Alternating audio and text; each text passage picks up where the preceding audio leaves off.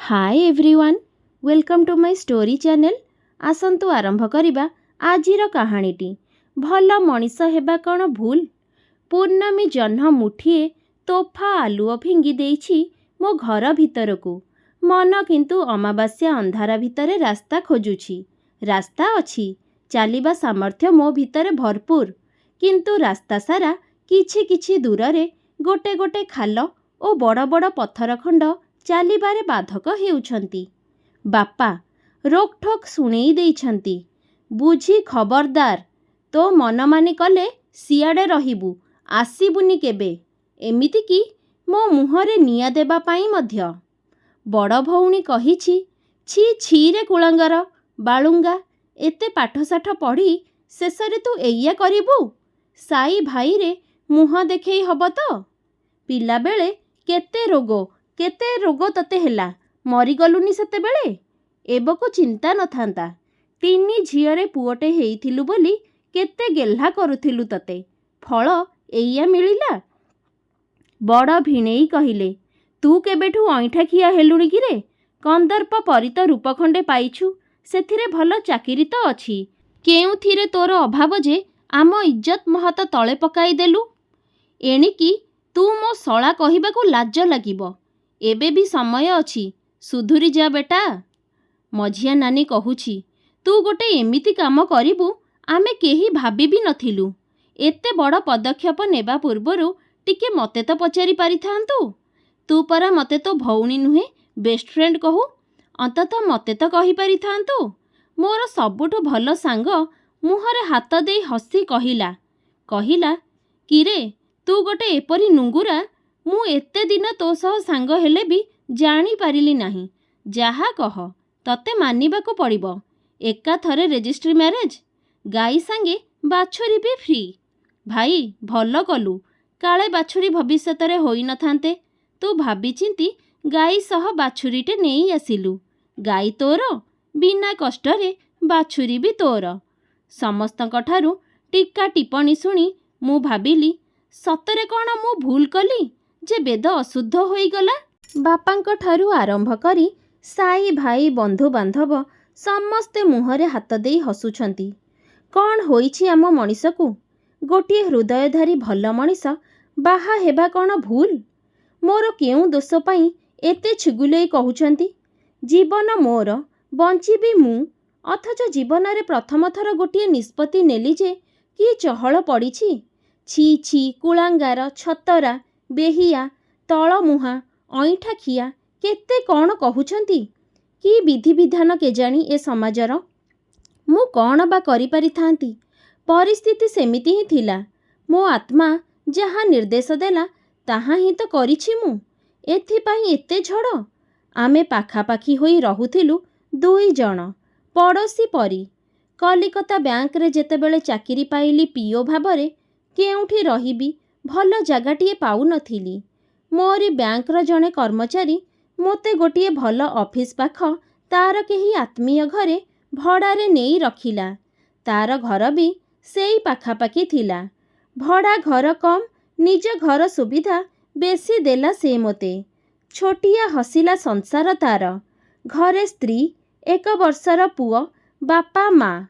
हाँ, से थिला शुभ्रजीत गांगुली।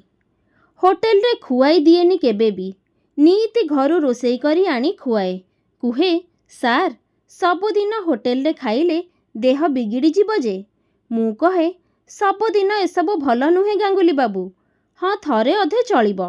किंतु मो मुहरु छड़ेई नहीं से कहिला, ठीक अछि, मिल पेइंग गेस्ट हुअंतु मोर, मासकु मास खाइबा बाबदकु पेमेंट भी देई देबे। हाँ, एमिति होई पारे, मु कहिली, कारण मोर पिलादिनु गैस रोग। बाहरे खाइबा मो देहरे जाएनी। मते भी रोसेई करी आसे नाही। ईश्वर बोधुए मो अवस्था जानी एपरी करुछंती। मु खुशी रे राजी होई गली। जीत मो बयसर बैंक क्लर्क, जेहेतु मु पीओ से मते सार डाके। मु कहिली, जणे उत्तम बंधु परी एते उपकार कल, पुणी सार डाकुछ? आमे सांग, बुझिल? किंतु ऑफिस रे सार न डाकिले मते खराप लागिब। अन्य स्टाफ माने कौन भाबिबे? ଆରେ ସେ ପାଇଁ ତମେ ଚିନ୍ତା କରନି, ମୁଁ ସେ ବ୍ୟବସ୍ଥା କରିଦେବି ବୋଲି କହିଲି। ତା ପରଦିନ ସବୁ ଷ୍ଟାଫ୍ଙ୍କ ଆଗେ ଜିତ୍ ମୋର ସାଙ୍ଗ କ୍ଲାସମେଟ୍ ବୋଲି କହିଦେଲି। ସେଇଦିନଠୁ ଜିତ୍ ଓ ମୁଁ ବେଷ୍ଟ ଫ୍ରେଣ୍ଡ ହୋଇଗଲୁ। କିନ୍ତୁ ସାର୍ ଡାକଟି ତାର ଗଲାନି। ଅତି ଭଲ ପିଲାଟି ସେ। ସବୁ ଭଲ ଭିତରେ ଗୋଟିଏ ଖରାପ ଗୁଣ ତାର ଥିଲା। କୁହେ, ବୁଝିଲେ ସାର୍, ଏଥିରୁ ଟିକେ ନହେଲେ ନ ହୁଏ। ନିଦ ହେବନି। ବାଜେ ଅଭ୍ୟାସ, ମୁଁ ଜାଣେ, ଛାଡ଼ି ପାରୁନି। ମୋ ସ୍ତ୍ରୀ ରୁବିନା ଏ ଅଭ୍ୟାସ ପାଇଁ ପ୍ରାୟ ମୁହଁ ଫୁଲେଇ କଥା ହେବା ବନ୍ଦ କରିଦିଏ। ଆସ୍ତେ ଆସ୍ତେ ଛାଡ଼ିବାକୁ ଚେଷ୍ଟା କରୁଛି, କିନ୍ତୁ ସମ୍ପୂର୍ଣ୍ଣ ଛାଡ଼ି ହେଉନି। ପାଟି ସାଟିରେ ଟିକେ ପକେଇ ଦେଉଛି ସାଙ୍ଗ ମେଳରେ। ଜାଣୁଛ ଯଦି ଏହା ଖରାପ, ସମ୍ପୂର୍ଣ୍ଣ ଛାଡ଼ିପାରୁନ କାହିଁକି? ଆପଣ ଜାଣନ୍ତିନି ସାର୍, ନିଶା ଗୋଟେ ମାୟାବିନୀ, କୁହୁକିନୀ, ସୁନ୍ଦରୀ ନାରୀଠାରୁ ବି ଅଧିକ ଆକର୍ଷଣୀୟ। ସେ ଯେବେ ମନ ଭିତରେ ଇଚ୍ଛାଟିଏ ଜଗାଏ, ଭାରି ଛଟପଟ କରେ। ତାକୁ ହାସଲ ନ କରିବା ଯାଏ ନିସ୍ତାର ନଥାଏ। ବୁଢ଼ିଆଣୀ ସୂତା ପରି ଏ ବାଜେ ଜୀବନ ନେବା ଅଭ୍ୟାସଗୁଡ଼ିକ ଆସନ୍ତି। ଆସିଲା ବେଳେ ଭାରି ଭଲ ଲାଗେ। ହେଲେ ସାର୍, ଏ ଅଭ୍ୟାସ ଆସ୍ତେ ଆସ୍ତେ ଅଜଗର ସାପ ପରି ଗୁଡ଼େଇ ହୋଇଯାଆନ୍ତି। ଆରମ୍ଭରେ କି ଆନନ୍ଦ, ଆହା, ସ୍ୱର୍ଗଟା ସତେ କି ହାତ ପାହାନ୍ତାରେ। କିନ୍ତୁ ସମୟକ୍ରମେ ପ୍ରାଣଘାତୀ ହୁଏ। ଅଜଗର ଗୁଡ଼େଇ ହୋଇ ହୋଇ ଶେଷକୁ ଗିଳିଦିଏ। ଏ ଅଭ୍ୟାସରୁ ମୁକୁଳିବା ବହୁ ଦୂର ବ୍ୟାପାର। ପୁଅଟି ହେବା ପରେ ମୋ ସ୍ତ୍ରୀ ରୁବିନା କହିଲା, ଜିତ୍, ଏଥର ପୁଅ ତୁମେ ଆଉ ମୁଁ ମିଶିକି ଠିପିଏ ଠିପିଏ ମାରିବା, ଭଲ ହେବ। ପେଟକୁ ଭାତ ଅଣ୍ଟୁ ନଥିଲା ସାର୍, କିନ୍ତୁ ସେଥିରୁ ପେଗ୍ ନେବା ନିଶ୍ଚିତ ଥିଲା। ଏଇ ରୁବିନାଟା ଆସି ବଦଳାଇ ଦେଲା ମୋ ଜୀବନ ରାସ୍ତା। ହୁଇସ୍କି କବଳରୁ ସେ ମୋତେ ମୋ ପୁଅ ମୁଣ୍ଡ ଛୁଆଁଇ ଶପଥ କରାଇଛି। ଆଉ ହୁଇସ୍କି ମାୟାରେ ପଡ଼ୁନି ସାର୍। କିନ୍ତୁ କ'ଣ କରିବି, ବେଳେବେଳେ ହୁଇସ୍କି ଡାକରା ବାଇଆ କରିଦିଏ। ଏବେ କେବେ କେମିତି ତା ମାୟାରେ ପଡ଼େ। ଖୋଲା ପିଲାଟା ଜିତ୍। ତା ବାବା ମା ବି ମୋତେ ନିଜ ପୁଅ ପରି ଶ୍ରଦ୍ଧା କରନ୍ତି। ଆଉ ରୁବିନା ଖୁବ୍ ଭଲ, ଭଦ୍ର ଝିଅଟି। ଆଗରୁ ଚିହ୍ନା ଲୋକ ପରି କଥା ହୁଏ। ପ୍ରତି ରବିବାର ମୁଁ ସେମାନଙ୍କ ସହ ଡାଇନିଂ ଟେବୁଲରେ ବସି ତାଙ୍କ ଘରେ ଖାଏ। ପ୍ରାୟ ଘରଲୋକ ପରି ବ୍ୟବହାର କରନ୍ତି ମୋତେ। ସବୁ ଠିକ୍ଠାକ୍ ଥିଲା। ହଠାତ୍ ଦିନେ କେଉଁ ବନ୍ଧୁଙ୍କ ବିବାହ ଭୋଜି ଖାଇବାକୁ ଯାଇଥିଲା ଜିତ୍।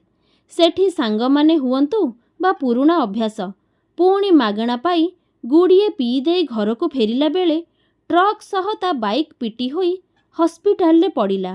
ବଞ୍ଚିବା ମୁସ୍କିଲ, ଡାକ୍ତର କହିଲେ। ଅପରେସନ୍ ହୋଇ ଅଚେତ ଅବସ୍ଥାରେ 3 ଦିନ ରହିଲା ପରେ ଜିତ୍ ଆଖି ଖୋଲିଲା। କଥା କହିପାରୁ ନଥାଏ। ତା ପରିବାର ଲୋକଙ୍କ ଅବସ୍ଥା ଫନି ବାତ୍ୟାରେ ପୁରୀ ଅବସ୍ଥାକୁ ପ୍ରାୟ ସମାନ ହୋଇଥିଲା। ତା ବାପା ମା ଓ ସ୍ତ୍ରୀ ପାଗେଳି ହୋଇଯାଇଥିଲେ। ବର୍ଷକର ପୁଅଟି ହସ୍ପିଟାଲରେ ଗୁରୁଣ୍ଡି ଗୁରୁଣ୍ଡି ବୁଲୁଥାଏ। ସତେକି ସେ ବି ବୁଝିପାରୁଥାଏ ଅବସ୍ଥାର ଗୁରୁତର। ଅଖିଆ ଅପିଆ ଥିଲେ ବି ଟିକିଏ ବି କାନ୍ଦୁ ନଥାଏ। ମୁଁ ତା ବେଡ୍ ପାଖରେ ବସିଥାଏ। ଈଶ୍ୱରଙ୍କ ଉପରେ ଭରସା କରିବା ବ୍ୟତୀତ ଆଉ କିଛି ଚାରା ନଥାଏ। ସେ ଆଖି ଖୋଲିଲା। ତା 2 ଆଖିରୁ ଗଡ଼ି ପଡ଼ୁଥାଏ ଲୁହ ଧାର ଧାର। ସେ ଆଖି ବୁଲେଇ ଆଣିଲା ତା ପରିବାର ଲୋକଙ୍କ ମୁହଁକୁ ଚାହିଁ। କି ଭୟ, କି ଆକୁଳ ଭାବ ସେ ଆଖିରେ। ଠାରରେ ବହୁ କଷ୍ଟରେ ତା ବାବା ମା ଓ ରୁବିନାକୁ ଯେମିତି ପାଖକୁ ଡାକିଲା। ତା ମା କହୁଥାନ୍ତି, ମୋ ଧନ ଆଖି ଖୋଲିଲାଣି, କିଛି ହେବନି ତୋର ବାପା। ରୁବିନା ଆଖି ଆକାଶକୁ କେବଳ ଶ୍ରାବଣ ଜାବୁଡ଼ି ଧରିଥାଏ। ଜିତ୍, ରୁବିନା ତା ବାପା ମାଙ୍କ ହାତ ମୋ ହାତରେ ଧରେଇ ସବୁଦିନ ପାଇଁ ଆଖି ବୁଜିଲା। ଓଃ, କି କରୁଣ ସେ ଦୃଶ୍ୟ। ଜିତ୍ର ମା ପାଗଳ ପ୍ରାୟ, ବାପା ମୂକ। ରୁବିନା ମଥା ପିଟି ପିଟି ଫଟେଇ ଦେଇଥିଲା। ଯଥାରୀତି ଶୁଦ୍ଧିକ୍ରିୟା ସରିଗଲା। ରୁବିନା ଦିନେ କହିଲା, ସାର୍, ଏଣିକି ଆପଣ ଆଉ ଆସିବେନି ଆମ ଘରକୁ। ପଡ଼ୋଶୀ ଅନେକ ଟିପ୍ପଣୀ ଦେଉଛନ୍ତି। ପାରିବେ ଯଦି ଜିତ୍ ଜାଗାରେ ମୋତେ ଚାକିରିଟିଏ ମିଳିବା ଉପାୟ କରିଦିଅନ୍ତୁ। ଜଣେ ବନ୍ଧୁ ଭାବେ ଆପଣ ବହୁତ କଲେଣି। ମୁଁ ଅଣନିଶ୍ୱାସୀ ହୋଇଯାଉଛି ସାର୍। ଆପଣଙ୍କ ଦୟା ତଳେ ଚାପି ହୋଇ। ମୋତେ ଖରାପ ଭାବିବେନି। ଏତିକି କହିଲି ବୋଲି। ଆପଣଙ୍କ ଭବିଷ୍ୟତ, ପରିବାର ଅଛି। କେତେଦିନ ଆଉ ଆପଣ ଆମ ପାଇଁ କଷ୍ଟ କରିବେ? ମୋତେ ମୋ ପରିବାର ଚଳାଇବାକୁ ପଡ଼ିବ। ଜିତ୍ ବାପା ମା କେବଳ ଜୁଳୁ ଜୁଳୁ କରି ଅନାନ୍ତି। ଛୋଟ ପୁଅଟି ଏବେ ଏବେ ଡାକ ଶିଖିଲାଣି। ମୋତେ ଦେଖିବା କ୍ଷଣି ବା ବା କହି ଦୌଡ଼ି ଆସେ। କ'ଣ କରିବି ମୁଁ? ରୁବି ଯାହା କହୁଛି ସତ୍ୟ। ମୋ ଘର ବାପା ମା ଭଉଣୀ ଅଛନ୍ତି। ମୋ ବାହାଘର ପାଇଁ ଘରେ ବ୍ୟସ୍ତ। 32 ପୁରି 33 ପଶିଲାଣି। ବୋଉ ମୋର ବୋହୂଟିଏ ପାଇଁ ଅନେଇ ବସିଛି ମୋ ହଁ ନାଁକୁ। ମୋ ଭିତରେ ଯୁଦ୍ଧ ଦ୍ୱନ୍ଦ୍ୱ। କ'ଣ କରିବି? ଜିତ୍ ମରିବା 1.5 ବର୍ଷ ହେଲାଣି। କେବଳ ଆର୍ଥିକ ସାହାଯ୍ୟ କରୁଛି ଏବେ ତା ପରିବାରକୁ। ଗୋଟେ ଟଣା ଓଟରା ଜୀବନ ଭିତରେ ମୁଁ ଥକି ପଡ଼ିଲିଣି। କିଛି ତ ଗୋଟେ କରିବାକୁ ପଡ଼ିବ। କ'ଣ କରିପାରିବି ଭାବି ଭାବି ଶେଷରେ ଏଇ ସିଦ୍ଧାନ୍ତରେ ପହଞ୍ଚିଲି। ଜିତ୍ ପରିବାରକୁ ଆପଣେଇ ନେବି ସାରା ଜୀବନ। ଭାବିବି ମୋତେ ଈଶ୍ୱର 2ଟି ପରିବାର ଦେଇଛନ୍ତି। ଅନେକ କଷ୍ଟ ହେବ ମୋତେ, କିନ୍ତୁ ବଞ୍ଚିଯିବେ 4ଟା ପ୍ରାଣୀ। ମୁଁ ମୋ ମନ କଥା ପ୍ରଥମେ ଜିତ୍ ବାପା ମାଆଙ୍କୁ ଜଣେଇଲି। ଜିତ୍ ବାପା ମା ମୋ କଥା ବିଶ୍ୱାସ କରିପାରିଲେ ନାହିଁ, କିନ୍ତୁ ଅତି ଖୁସି ହୋଇଗଲେ। ତାପରେ ରୁବିନାର ମତାମତ ନେବାକୁ ଯାଇ କହିଲି, ରୁବିନା, ମୁଁ ତୁମକୁ ବିବାହ କରିବାକୁ ଚାହେଁ ଯଦି ତୁମର ଆପତ୍ତି ନଥାଏ। ବହୁତ ଚିନ୍ତା କରିଲା ପରେ ମୁଁ ଏ ନିଷ୍ପତ୍ତି ନେଇଛି। ରୁବିନା ପ୍ରଥମେ ନିଜ କାନକୁ ଅବିଶ୍ୱାସ କଲା। ସନ୍ଦେହ ବି। ନାରୀ ସ୍ୱଭାବ ଯେମିତି। ହଠାତ୍ ଅଭାବନୀୟ ପରିସ୍ଥିତିକୁ ଗ୍ରହଣ କରିପାରନ୍ତି ନାହିଁ। ସେ କହିଲା, ମୋତେ ଆପଣ ଦୟାକରି ଏପରି ନିଷ୍ପତ୍ତି ନେଉନାହାନ୍ତି ତ? ମୁଁ ଜଣେ ବିଧବା, ଗୋଟେ ସନ୍ତାନର ମା, ପୁଣି ଜଣେ ବଙ୍ଗାଳୀ। ଘରେ ମୋତେ ବୋହୂର ସମ୍ମାନ ଦେବେ ତ? ଆପଣ ନିଜେ ମୋତେ ସ୍ତ୍ରୀ ରୂପେ ଆତ୍ମାରୁ ଭଲ ପାଇ ପାରିବେ ତ? ରୁବିନା ଜାଣିନାହିଁ କ'ଣ କେତେ ପାରିବି। ମୋ ହୃଦୟ ମୋତେ ଯାହା କହିଲା ମୁଁ ସେଇ ନିଷ୍ପତ୍ତି ହିଁ ନେଉଛି। ମୋ ଘରେ ଅତି ସହଜରେ ଗ୍ରହଣ କରିବେ ନାହିଁ ମୁଁ ଜାଣେ। କିଛି ନୂଆ ଧାରା ନୂଆ ରାସ୍ତାରେ ଚାଲିବାକୁ ହେଲେ ଅନେକ ବାଧାବିଘ୍ନ ଆସିବ। ସେ ସବୁ ସାମ୍ନା କରିବାର ସାହସ ଓ ନିଜ ଉପରେ ଦୃଢ଼ ବିଶ୍ୱାସ ରଖିବାକୁ ପଡ଼େ। ମୁଁ ଭାବୁଛି ମୁଁ ଏସବୁ ପାରିବି। ତୁମେ କୁହ, ମୋତେ ସ୍ୱାମୀ ଭାବରେ ଗ୍ରହଣ କରିପାରିବ କି ନାହିଁ?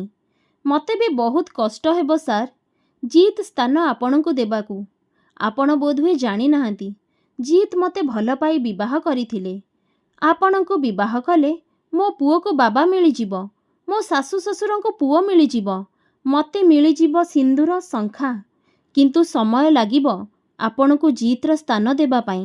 କାରଣ ଏବେ ବି ଜିତ୍ଙ୍କ ଅବର୍ତ୍ତମାନରେ ମୁଁ ତାଙ୍କୁ ଅନୁଭବ କରେ। ଜହ୍ନ ଯେତେବେଳେ କର ଲେଉଟାଏ, ତାଙ୍କ ପ୍ରଦତ୍ତ ପ୍ରତିଟି ଜିନିଷରେ ତାଙ୍କୁ ସ୍ପର୍ଶ କରେ ମୋ ପୁଅ କ୍ରିସ୍ ଭିତରେ। ଆପଣ ମୋତେ ବିବାହ କଲେ କେବଳ ବୋଝ ମୁଣ୍ଡେଇବେ, ବେଶୀ ଖୁସି ପାଇବେ କମ୍। ମୁଁ କ'ଣ ଏତେ ସ୍ୱାର୍ଥପର ଯେ ମୋ ଦୁର୍ଦ୍ଦିନରେ ଯେ ସାହା ହେଲେ ତାଙ୍କ ଜୀବନ ନଷ୍ଟ କରିଦେବି?